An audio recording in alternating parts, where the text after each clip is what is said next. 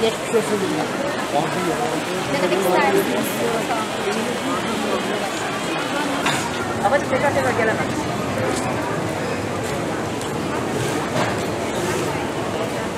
O zaman ben şimdi babamın tek olduğum sırasında bir şey yok.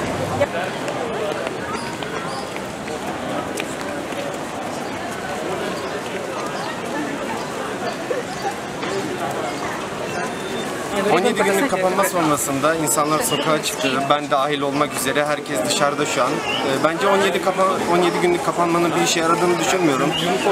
Kapanma öncesinde de benim arkadaşlarım dahil kendimde olmak üzere birçok kişinin dışarıda olduğunu görüyorum ve duydum da. Ben dahil bütün Antalya çarşıya dökülmüş durumda. Oradan burası da...